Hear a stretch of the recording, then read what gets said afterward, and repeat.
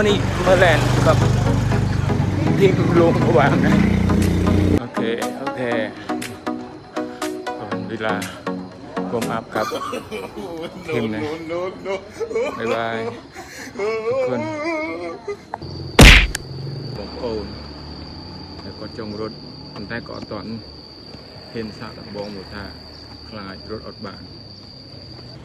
จังตามสมเหตุผลเยอะมาทันทีผมโอนจงรถยังยังรถจับดาวติดดองมาไงเนี่ยแต่ตอนรถต้องอาจจะไง2 กิโลหรือก็5 กิโลตามสมเหตุผลเยอะให้การรถนี้ได้บางคนถือเบียนสมประจักษ์นุ้ยក្នុងការរត់ដូចជាតំណប់ជើងហ្នឹងធ្វើម៉េចឲ្យបងប្អូនរត់បានឲ្យជិះជើងមកដៅជើងហើយតំណប់ជើងបងប្អូនអាចសាកល្បងជាមួយនឹង brand ណាដែលធូរដែលមានតម្លៃសមរម្យកុំចាប់ដើមជាមួយនឹងតំណប់ជើងណាដែលមានតម្លៃថ្លៃហើយយើងចំណាយច្រើនក្នុងការដែលបងប្អូនថារត់បាន2-3 ថ្ងៃបងប្អូនជុំរត់ចាំបងប្អូនស្ដាយលុយព្រោះថាការរត់ហាត់ប្រាណនេះគឺអាចនិយាយបានថាវាចំណាយលុយច្រើនណាសម្រាប់បងប្អូនដែលគាត់ស្រឡាញ់សម្ភារៈដូចជាត្រូវការដូចនាឡិកាដើម្បីគាត់វាស់សុវត្ថិបេះដូងគាត់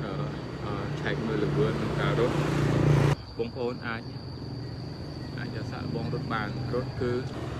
អាស្រ័យទៅលើសុខភាពបងប្អូនមិនមែនថាគឺនិយាយរត់បានច្រើនហើយយើងចង់រត់តាមពេលបានច្រើនក៏ប៉ុន្តែអាស្រ័យលើសុខភាពយើងអាចសាកល្បង2 គីឡូក្នុងមួយថ្ងៃយើងទៅអាចនឹងខេស7 ឬក៏8តាមសុខភាពបងប្អូនបន្ទាប់ពីនោះហើយបងប្អូនអាច start 3 គីឡូ 4 គីឡូឬក៏អាចដល់5 គីឡូក្នុងមួយថ្ងៃថ្ងៃនេះខ្ញុំរត់20 គីឡូ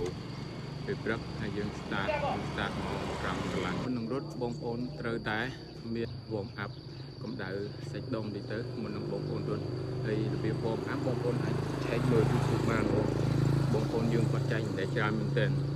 របៀប warm up របៀបកម្ដៅសាច់ដុំធ្វើម៉េចឲ្យសាច់ដុំយើងប្រសើរមកយើងរត់ទៅវាល្មួមកយើងរត់ទៅជាគោនេះខ្ញុំមានតែប៉ុណ្្នឹងទេចែកលែកបងប្អូនចាំជួបគ្នានៅវីដេអូក្រោយបាទអរគុណជម្រាបលា